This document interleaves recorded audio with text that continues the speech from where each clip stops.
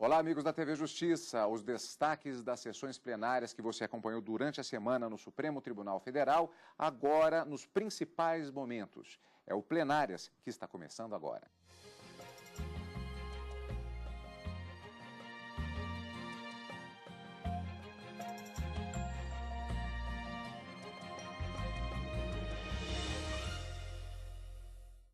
Hoje em destaque as sessões dos dias 20 e 21 de fevereiro de 2013, respectivamente quarta e quinta-feira. Uma característica dos trabalhos do Supremo Tribunal Federal neste mês de fevereiro tem sido a retomada de processos que estavam em julgamento anterior e sobre os quais foi apresentado pedido de vista. Eles têm retomado o trabalho em relação a estes processos com a apresentação dos respectivos votos vista nos processos. Uma característica desta semana também, com processos que têm repercussão tanto no sentido, digamos, do noticioso da questão, ou seja, são processos que geram debate, geram questões, como do ponto de vista jurídico, no caso dos recursos extraordinários. E o ministro Joaquim Barbosa acaba cumprindo aquela promessa feita no finalzinho de 2012, quando ele disse que teriam prioridades nos julgamentos do plenário do Supremo Tribunal Federal os recursos com repercussão geral reconhecida. E nessa semana nós tivemos dois assuntos com repercussão que foram julgados, um na quarta e um na quinta-feira, envolvendo previdência social. Um caso de revisão de aposentadoria e um outro caso de conflito de competência para saber qual é a justiça que deve julgar os planos de competência de previdência privada complementar. E também tivemos matéria penal na quinta-feira, como a análise sobre o recebimento ou não de uma ação penal contra um deputado federal, portanto com prerrogativa de foro aqui no Supremo Tribunal Federal de acordo com a Constituição, e também um habeas corpus. Vamos começar, portanto, com os julgamentos da sessão plenária da quarta-feira, dia 20 de fevereiro, exatamente em um julgamento conjunto, a apresentação do voto vista do ministro Joaquim Barbosa no recurso extraordinário 583.453 e o RE 583.050. No primeiro caso, 586.453, no recurso extraordinário, a relatora, a ministra Ellen Grace, já aposentada, hoje aposentada. Fundação Petrobras de Seguridade Social, Petros versus Petróleo Brasileiro S.A. Petrobras. No caso deste recurso, desse processo especificamente, vamos falar já do outro, ele foi apresentado contra a decisão da segunda turma do TST, que assentou ser da competência da Justiça do Trabalho apreciar os conflitos envolvendo plano de previdência complementar privada instituído pelo empregador como decorrência do contrato de trabalho. O outro processo, o 583.050, de relatoria do ministro também hoje aposentado, César Peluso. Banco Santander Banês, PSA, versus Liane Lopes Prates. No caso, um recurso extraordinário contra um acórdão da 5ª Câmara Cível do Tribunal de Justiça do Estado do Rio Grande do Sul, que afirmando a inexistência de relação de trabalho entre as partes, em sim relação decorrente de contrato previdenciário, julgou procedente, por sua vez, um agravo de instrumento, declarando competente a Justiça Comum para julgar a ação de cobrança contra a Caixa de Previdência dos funcionários do Banco do Brasil, a PREV. O recorrente sustentou que não seria da Justiça Comum a competência para julgar a ação. Karina, como sempre, fatiando o assunto, o que está em discussão nestes processos? O que estava em discussão especificamente? A discussão para se fixar qual é a competência, a justiça competente para apreciar esses conflitos envolvendo esse plano de previdência complementar privada, se era da Justiça do Trabalho ou da Justiça Comum, não sendo a Justiça Especial, a Justiça Comum para analisar esses casos. Mas vamos tentar entender um pouquinho mais de o que significa esse plano de previdência privada complementar. Quando você ingressa num trabalho, o empregador já recolhe o INSS e desconta isso no seu contra-cheque. Perfeito. Só que além desse recolhimento para o Estado, ele também pode criar uma fundação e, relacionada com o trabalho ou não, você vai depositar nesse fundo de previdência também uma quantia para que você tenha no futuro, além da previdência, da aposentadoria pelo INSS, uma outra renda também que vai te ajudar na aposentadoria. Isso é a aposentadoria, o plano de previdência complementar privada. Então, você contribui para o INSS e também tem como se fosse um plano de previdência paralelo, particular, que você vai contratar uma outra empresa para fazer. A grande discussão aqui era saber se quando essa fundação, que cria esse fundo de previdência complementar privada, tem relação com o contrato de trabalho, o TST entendeu que deveria ser competência da Justiça do Trabalho, como nós vimos no primeiro caso. No entanto, a discussão também que se fez, porque nós tivemos aqui uma votação por maioria, se não houver qualquer relação de contrato de trabalho, a Justiça competente, portanto, seria da Justiça Comum. E em torno dessa discussão, se há ou não um contrato de trabalho vinculando essa competência da Justiça do Trabalho da Comum no plano de previdência privada, foi a discussão que tomou toda a quarta-feira na sessão plenária dessa semana. Pois é, inclusive, Karina, porque o ministro Joaquim Barbosa, ele acompanhou o voto que foi apresentado como relator pelo ministro César Peluso. Que solução foi essa? O ministro César Peluso, ele foi o relator de um dos recursos extraordinários. E ele entendia que deveria deixar para o juiz da ação, né, o juiz do tribunal, vamos dizer assim, onde começou essa discussão, verificar diante dos fatos e provas trazidos no processo, se efetivamente havia uma relação de contrato de trabalho com esse plano de previdência complementar privada. Havendo uma relação contratual, a competência seria da Justiça do Trabalho, em não havendo, da Justiça Comum. E foi além o ministro César Peluso. Ele disse que quando houver uma dúvida se há ou não um contrato de trabalho, a competência seria da Justiça Comum.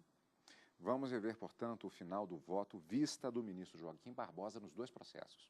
Então, a tese de que o artigo 202, parágrafo 2º, poderia amparar a conclusão de que a Justiça do Trabalho não seria mais competente para decidir as ações que envolvam um pleito de complementação de aposentadoria.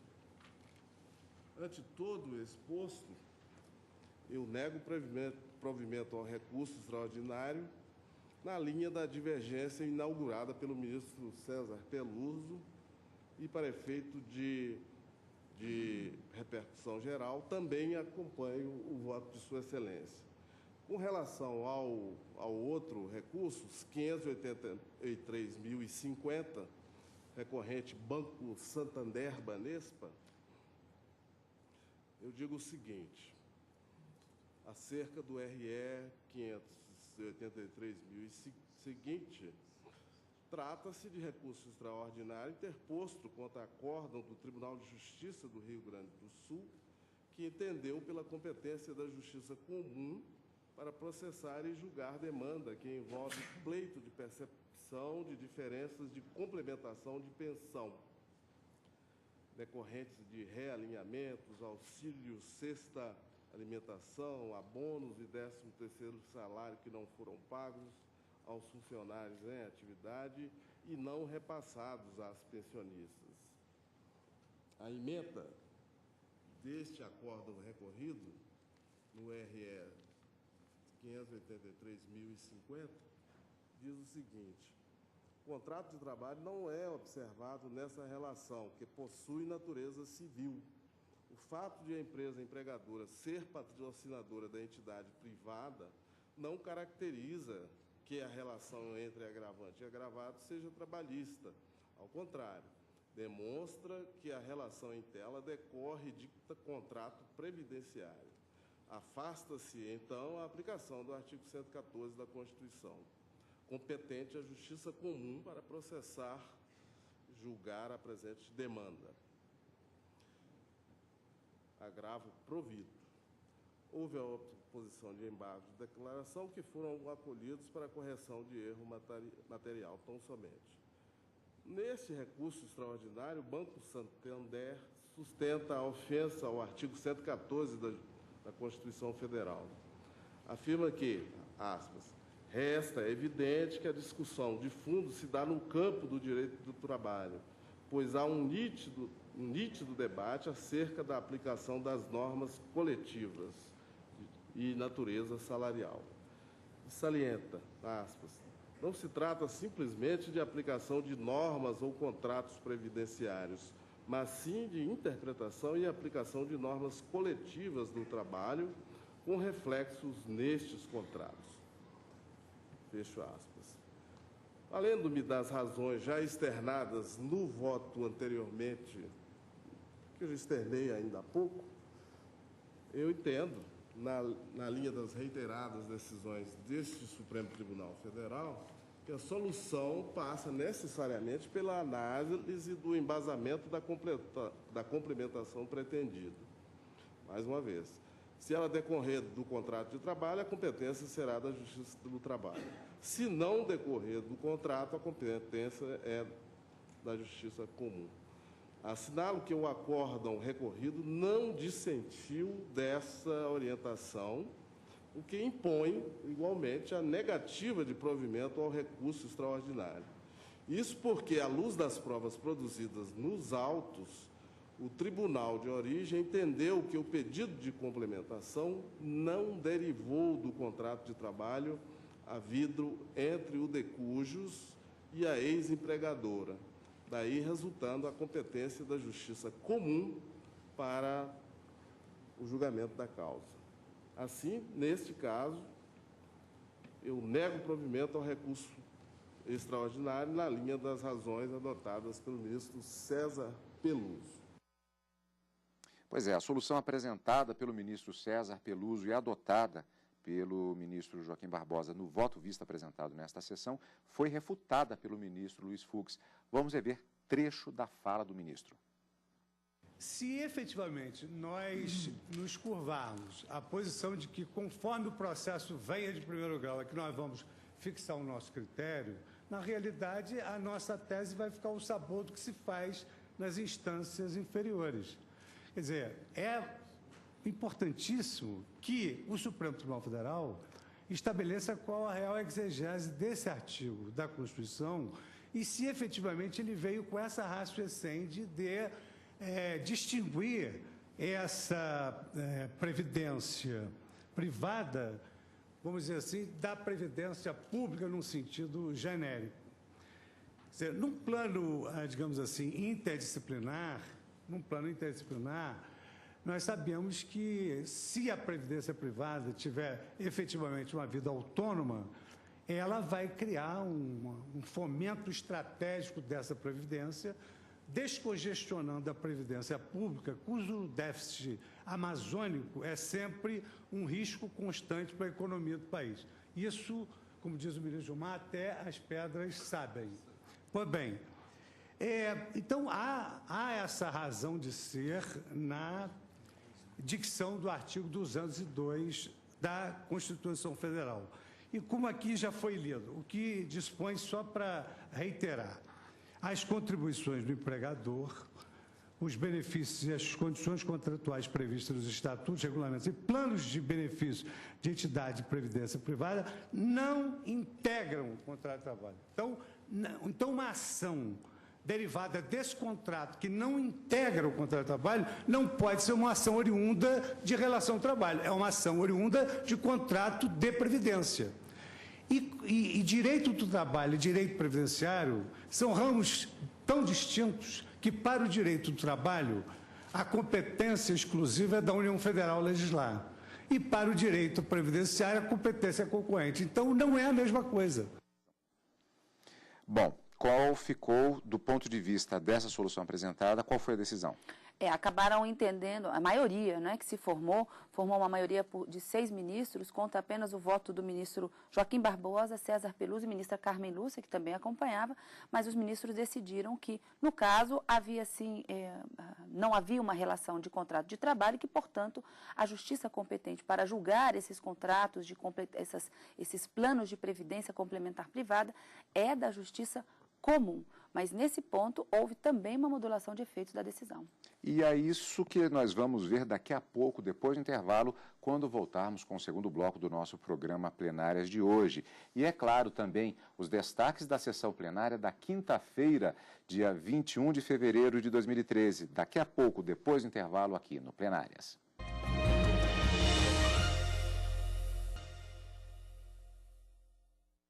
Estamos de volta com o Plenárias, os destaques da semana no plenário do Supremo Tribunal Federal. No final do bloco anterior, nós vimos o julgamento de 2 recursos extraordinários, 586.453 e 583.050, tratando do conflito de competência para julgar matéria previdenciária. Isso dito de maneira bastante resumida. Mas a questão é a seguinte: além da decisão que foi tomada pelos ministros no sentido de acompanhar o voto do ministro relator de uma das ações, ministro César Peluso, que fazia uma determinada proposta, no sentido, na verdade, foi o voto do ministro Joaquim Barbosa, no sentido de acompanhar, houve uma questão levantada pelo ministro Luiz Fux, que discordava desta solução. Debate no plenário e esta hipótese foi descartada, como vimos no final do nosso primeiro bloco. Mas, além disso, Karina, como você bem adiantou, houve uma modulação de efeitos. Fatiando o assunto de novo. Só para a gente firmar o entendimento, ficou vitoriosa a corrente que foi argumentada pela ministra Ellen Grace, que era também a relatora de um dos recursos extraordinários. Exatamente. Fixando, portanto, a justiça comum como competente para apreciar esse conflito envolvendo esses planos de previdência complementar privada. Muito bem, fixada essa competência, houve uma discussão acerca de que momento, a partir de que momento, essa competência a competência da Justiça Comum deveria ser aferida. Por quê? Muitos processos estavam em andamento na Justiça do Trabalho e já tinham, inclusive, sentença de mérito, ou seja, uma decisão de um juiz de primeira instância e que estavam pendentes de recursos, aguardando o julgamento do recurso extraordinário aqui no Supremo Tribunal Federal. Como decidir, então, nesses casos?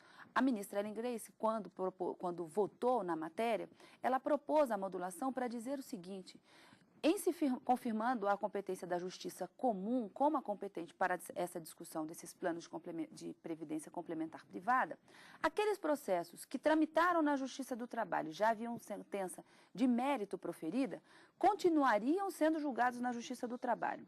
Mas, a partir da data do julgamento, todos aqueles processos que ainda não foram sentenciados e aqueles processos que tivessem início do conflito após o julgamento, deveriam ser encaminhados à Justiça Comum.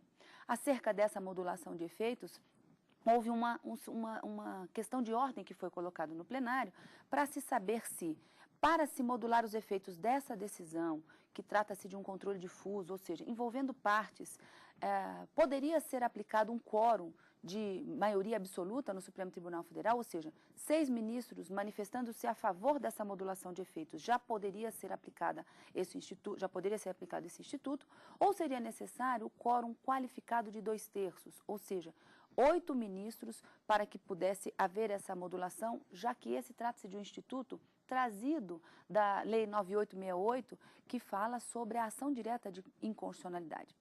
Questão de ordem colocada em plenário, os ministros decidiram que seria necessário, sim, o quórum qualificado de 2/3, foi a maioria que se formou no plenário. E, com isso, modular os efeitos da decisão proferida em relação à competência da Justiça Comum para apreciar esses conflitos, envolvendo, portanto, previdência complementar privada, ficando aqueles processos já sentenciados, ainda na Justiça do Trabalho para sua finalização, não é? Mas aqueles que não tivessem sido ainda sentenciados e que fossem iniciados, deve ser julgado pela Justiça Comum. Essa foi a modulação, com efeitos ex nunc, a partir do julgamento desta quarta-feira, ou seja, 20 de fevereiro de 2013.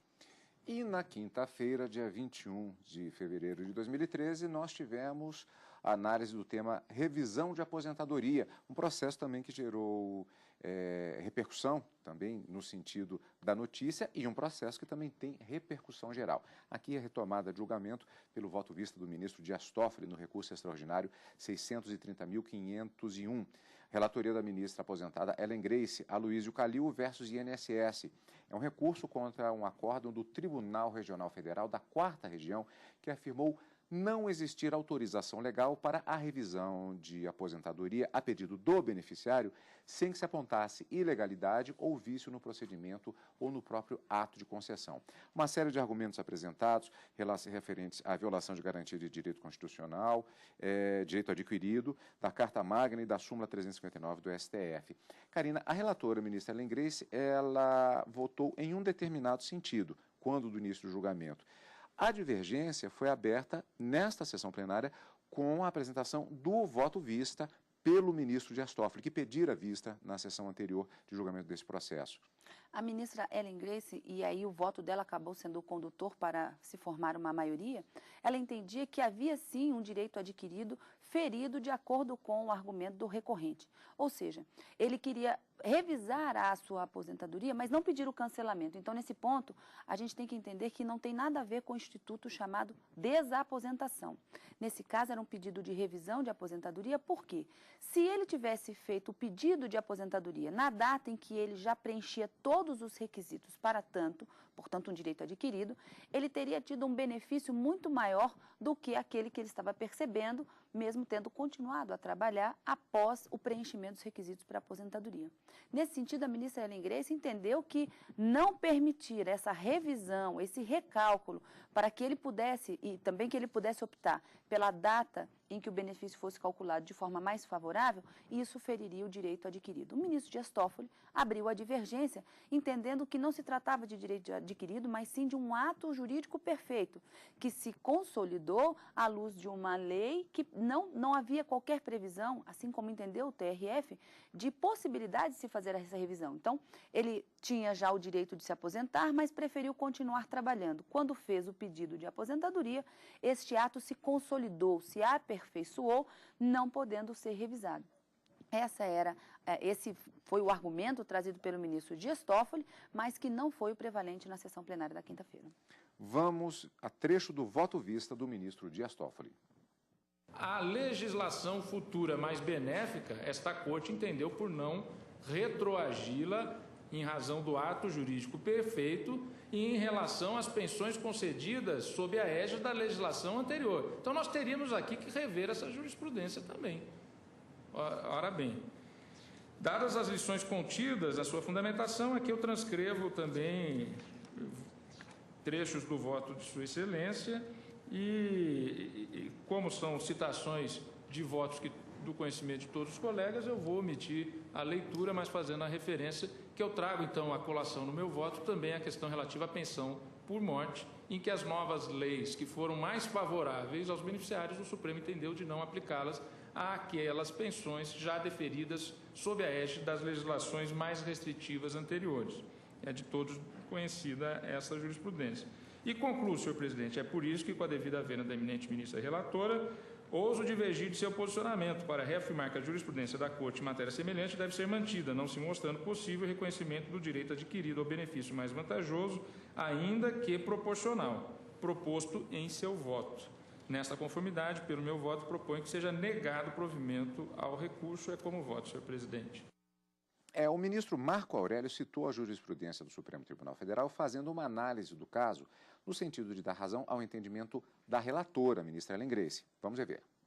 Nós temos um verbete que versa, é certo, sobre servidores, mas que, a meu ver, está baseado no mesmo princípio que rege esse conflito. Sim. Qual é o verbete? É o verbete 359, a revelar que, ressalvada a revisão prevista em lei, os proventos da inatividade regulam-se pela lei vigente ao tempo em que o militar ou o servidor civil reuniu os requisitos necessários, inclusive a apresentação do requerimento quando a inatividade for voluntária. O que retrata a espécie? Ele alcançou condições para se aposentar, tendo em conta o salário contribuição em certa data.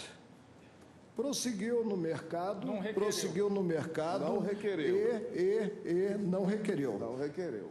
Prosseguiu no mercado e, posteriormente, teve um emprego que não rendeu o que rendia o anterior. Indaga-se, aposentado a partir das contribuições alusivas aos últimos salários, ele não tem o direito à ultraatividade da lei para alcançar o recálculo dos proventos da aposentadoria, segundo as condições atendidas anteriormente. A minha resposta é positiva, no sentido do voto da relatora. Karina, só para reforçar, prevaleceu o voto da relatora. A maioria se formou em torno do voto da ministra Ellen Grace, que acabou dando provimento ao recurso extraordinário para determinar que é possível essa revisão, optando o recorrente pelo benefício que lhe for, pela data em que a concessão do benefício lhe for mais favorável, em que o benefício seja mais vantajoso. E como o recurso extraordinário tem repercussão geral, essa decisão poderá valer para outros casos que estão pendentes de julgamento e para todos aqueles casos que se enquadram em situação semelhante. Mais um destaque da sessão plenária da quinta-feira, neste caso, a apresentação de denúncia contra parlamentar, inquérito 2829, relatoria do ministro Gilmar Mendes, denúncia oferecida pelo Ministério Público Federal contra o deputado João Lúcio Magalhães Bifano, do PMDB de Minas Gerais, acusado do crime previsto no artigo 350 do Código Eleitoral, em decorrência de alegada omissão de despesas e receitas de campanha nas eleições de 2006. O deputado foi acusado de omitir despesas referentes a gasto de combustível, pintura de muro e locação de automóveis. Karina, recebimento de denúncia contra deputado, matéria específica do Supremo. Matéria específica, competência por prerrogativa de foro, de acordo com a Constituição Federal, o Supremo Tribunal Federal deve analisar o recebimento dessa denúncia. Nesse caso, o ministro Gilmar Mendes entendeu que não deveria ser recebida a denúncia porque, em razão das despesas ou mesmo das omissões, no caso específico das omissões, as irregularidades eram formais e houve uma correção dessas irregularidades em processo administrativo. E acabou sendo essa a maioria também que se formou no plenário em relação à improcedência da ação, o não recebimento da denúncia. E vamos ver trecho do voto do ministro Gilmar Mendes.